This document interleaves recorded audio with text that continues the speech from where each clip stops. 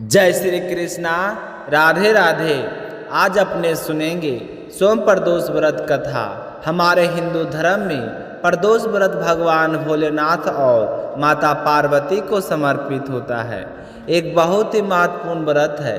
यह व्रत दोनों पक्षों के कृष्ण पक्ष और शुक्ल पक्ष की त्रयोदशी को रखा जाता है। प्रदोष का अर्थ होता है सूर्यास्त के बाद का वह समय जब रात और दिन मिलते हैं, और इसी समय में भगवान भोलेनाथ की पूरे परिवार सहित पूजा की जाती है।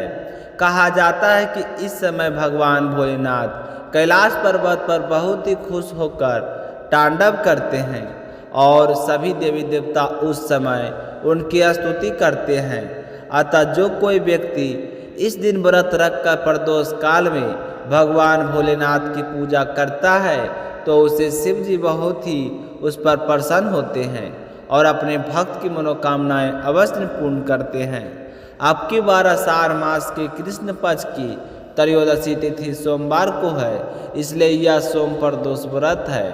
सोम प्रदोष व्रत रखने से चंद्र दोष दूर होकर मानसिक शांति मिलती है और संतान सुख की प्राप्ति होती है।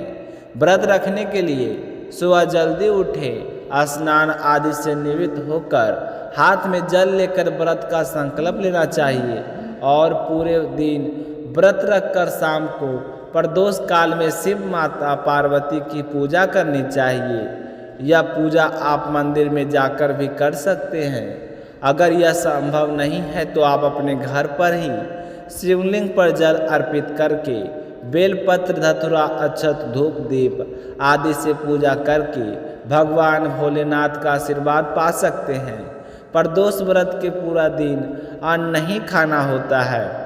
फल ले सकते हैं, चाय दूध ले सकते हैं और शाम को प्रदोष काल की पूजा करने के बाद व्रत का पालन कर सकते हैं।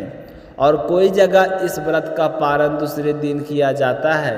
जैसे आपकी रीति रिवाज है उसी अनुसार आप व्रत रख कर पूजा करें और व्रत का पालन करें। पर ध्यान रखें कि शाम को प्रदोष काल में जब भी शिव परिवार की आप पूजा करें तो उससे पहले स्नान अवश्य करें। स्नान करने के बाद में सीधे पूजा ही करनी होती है।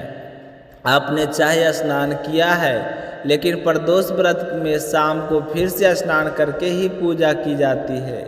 इस दिन शिवलिंग पर पंचामृत, दूध, दही, घी और शहद और गंगा जल से अभिषेक करें। फिर ओम नमः शिवाय मंत्र का 108 बार जाप करें। प्रदोष व्रत कथा सुने। शिव माता पार्वती की अन्य कथाएं भी सुन सकते हैं।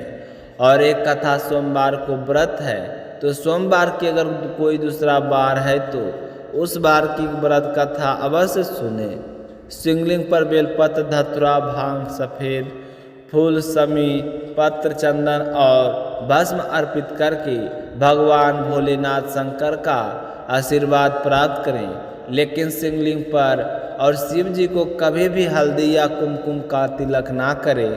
ऐसा करने से भगवान भोलेनाथ क्रोधित हो जाते हैं। और ना ही कभी शिव जी को के ठीक एकदम सामने बैठकर पूजा करनी चाहिए। और शिवलिंग के तो एक तरफ बैठकर आपका मुख पूर्व की ओर होना चाहिए और शिवलिंग का मुख उत्तर की ओर होना चाहिए। पूर्व की ओर बैठकर आप शिवलिंग पर जल इस तरह से अर्पित करना चाहिए कि आपके हाथों से जल की धारा उत्तर की तरफ गिरे। इस बात का ध्यान रखते हुए शिवलिंग पर जल अर्पित करना चाहिए और ना ही जल धारा जहाँ से निकलती है उसके ऊपर से लगाना चाहिए। यह भी बहुत ही अशुभ माना जाता है। सोमवार के दिन पड़ने वाले प्रदोष व्रत को बहुत ही फलदायी बताया गया है क्योंकि यह व्रत भोले शंकर के साथ साथ चंद्रदेव को समर्पित है।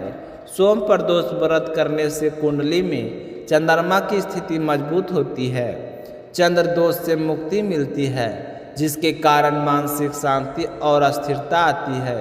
यह व्रत संतान प्राप्ति के लिए भी बहुत ही शुभ माना जाता है। सच्चे मन से यह व्रत करने से भक्तों की सभी मनोकामनाएं पूर्ण होती है। भगवान शिव और माता पार्वती की कृपा से घर में सुख समृद्धि का वास होता है और सबका स्वास्थ्य अच्छा बना रहता है।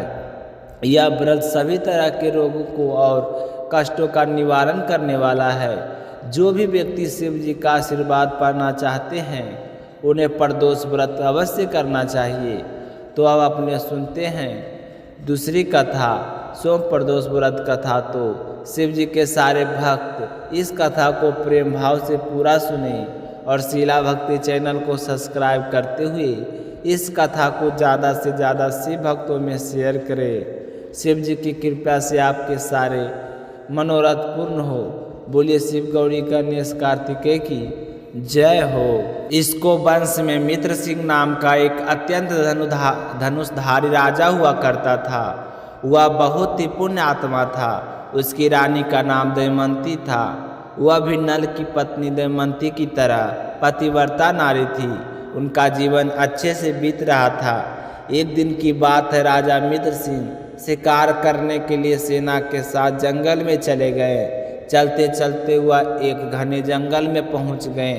वहां उन्होंने देखा कि कर्मठ नामक दानव महात्मा मंडप को तंग कर रहा था। तो राजा से यह देखा नहीं गया। राजा ने अपने बाण से उस दानव को मौत के घाट उतार दिया।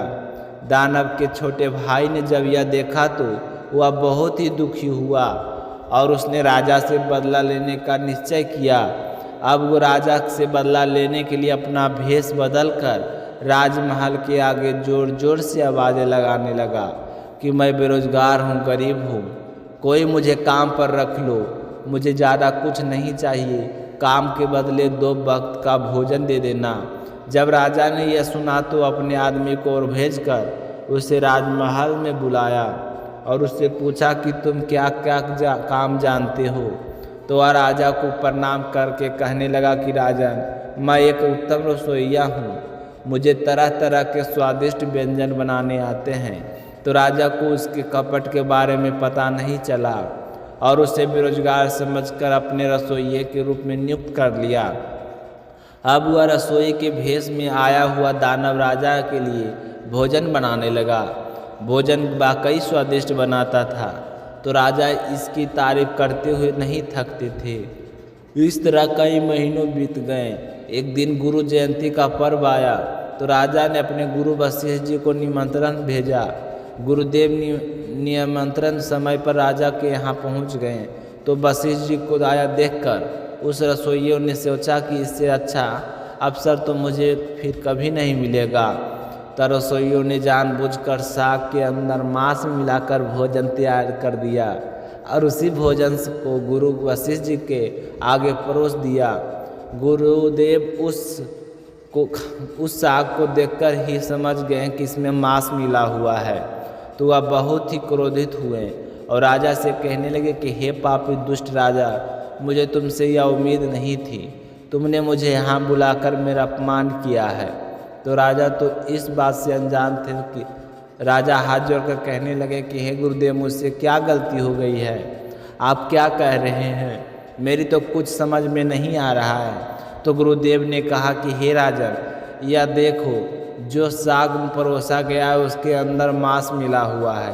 क्या तुम्हें इस बात के बारे में पता नहीं है कि तूने बहुत ही नीच कर्म किया है और तुम्हारे कर्मों की सजा तुम्हें अवश्य मिलेगी। मैं तुझे श्राप देता हूँ कि तू अभी दानव बन जा। श्राप देने के बाद मुनि वशिष्ठ जी सोचने लगे कि इसमें राजा को तो कोई दोष नहीं था, यह तो कपटी रसोई का अपराध है। मुझसे यह क्या हो गया, मैंने क्रोध के चलते राजा को श्राप दे दिया।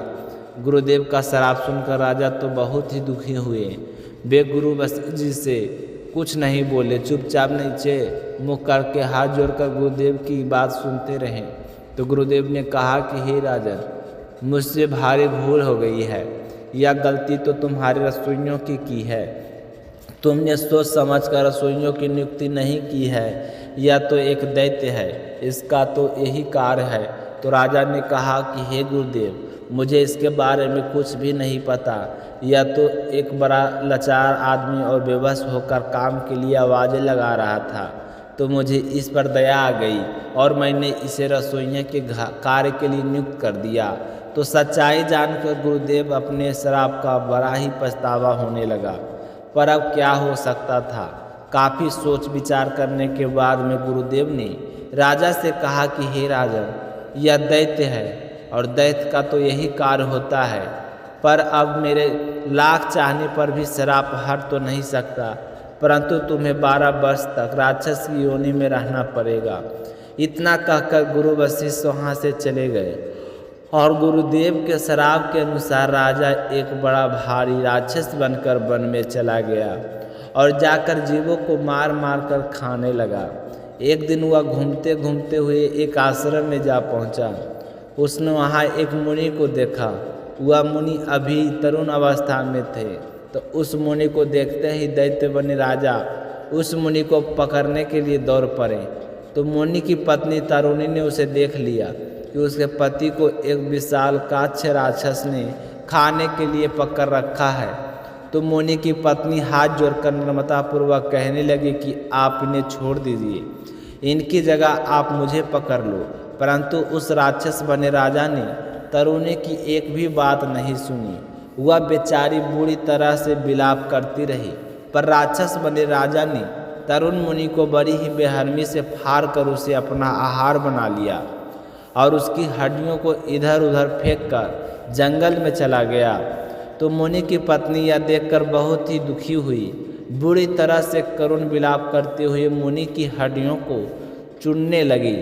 जब सारी हड्डियां इकट्ठी हो गई तो उनकी चिता बनाई गई और फिर बड़े ही दुखी हृदय से विकराल राक्षस का श्राप देती हुई कहने लगी कि हे नीच राक्षस, तूने मेरे पति को मारकर मेरा सुख चैन नष्ट किया है, अतः तू जब भी किसी स्त्री के साथ संभोग करेगा तो उसी समय तेरी मृत्यु हो जाएगी। अब राक्षस को श्राप देकर मुनि की पत्नी अपने पति की अस्थियां के साथ सती हो गई और राक्षस बने राजा उसी जंगल में विचरते रहे, वन्य जीवों को मार कर खाते रहे। जब गुरु वशिष्ठ मुनि के श्राप के अनुसार 12 वर्ष पूरे हुए तो राजा का श्राप पूरा हो गया। 12 वर्ष पूरे होते ही राजा का अपना पहला शरीर प्राप्त हो गया और अपने शरीर को पुनः पाकर राजा बहुत ही खुश हुआ और बड़ी ही खुशी से अपने महल की ओर चल पड़े।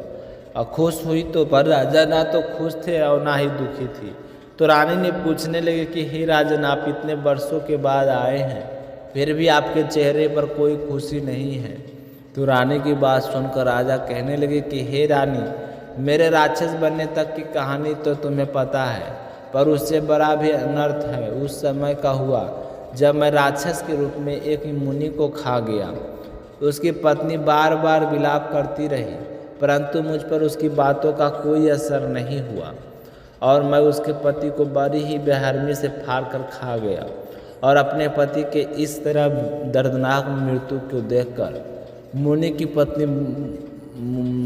की पत्नी सब मुझे बहुत ही दुखी हुई और उसने मुझे शराब दे दिया।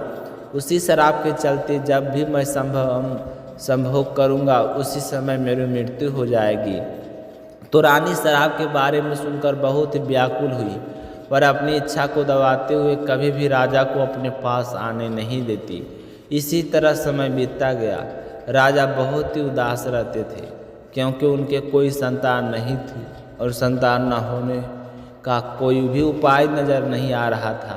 तो अपने इस भयंकर दुख से दुखी हुए राजा एक दिन महल छोड़कर निकल पड़े और वन में चले गए। तो वन में एक ही दिन राजा ने एक भयानक रूप वाली राक्षसी को देखा। उसे देखकर राजा डर गए और उससे बचने के लिए राजा बहुत से तीर्थों पर गए।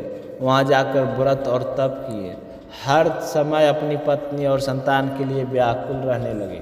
एक दिन राजा को एक पवित्र आत्मा ऋषि मिली।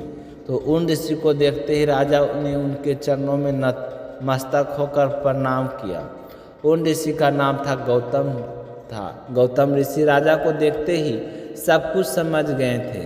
फिर भी राजा से पूछने लगे कि बेटा, तुम इस तरह उदास क्यों रहते हो। तो राजा ने हाथ जोड़कर आंखों से आंसू भरकर गौतम ऋषि की अपनी सारी व्यथा सुनाई और कहा कि हे ऋषिवर, मैंने अपने जीवन में कभी भी कोई बुरे कर्म नहीं किए हैं, फिर भी मुझे पहले राक्षस होने का श्राप मिला। उसके बाद राक्षस की योनि में मैंने वही कार्य किया जो एक राक्षस करता है। तो मुझसे जाने अनजाने गलतियां होती गई और मैं इस हाल में पहुंच गया हूं कि हे मुनिवर, आप तो सब कुछ जानने वाले हैं। आप कारण जानते हैं तो आप निवारण भी अवश्य ही जानते होंगे। हे मुनि श्रेष्ठ, आप मुझ पर रहम कीजिए और मुझे इस श्राप से मुक्ति का कोई उपाय बताइए। तो राजा की बात सुनकर गौतम मुनि को उस पर दया आ गई। तो गौतम मुनि कहने लगे कि हे राजन, तुम यहाँ पर पश्चिम दिशा की ओर जाओ। वहाँ एक गोकर्ण नाम का तीर्थ है और वहीं पर महाबल नाम का शिव जी का ज्योतिर्लिंग है। उस तीर्थों में जाकर स्नान करो और पूरे सच्चे मन से शिव जी की पूजा करो। अगर ऐसा करोगे तो तुम ब्रह्म हत्या से छूट जाओगे। तो गौतम ऋषि की बात सुनकर राजा बहुत ही प्रसन्न हुए और ऋषि को प्रणाम करके गोकर्ण तीर्थ की ओर चल पड़े। वहाँ पहुंचकर उन्होंने तीर्थों में स्नान किया और उसके बाद शिव जी के ज्योतिर्लिंग की पूजा अर्चना की। राजा के सच्चे मन से की गई पूजा पाठ से भोले शंकर बहुत ही प्रसन्न हुए और शिव जी के आशीर्वाद से सारे पाप को उससे छूट गए और उन्हें शराब से मुक्ति मिल गई। फिर राजा अपने जीवन के समस्त सुखों को भोग कर अंत में शिव जी के धाम को गए। बोले शंकर की जय हो। कथा सुनकर आपको कैसा लगा कमेंट में ज़रूर बताना और भगवान भोलेनाथ की नियमित कमेंट बॉक्स में ओम नमः शिवाय जरूर लिखना। जय श्री कृष्णा। राधे राधे।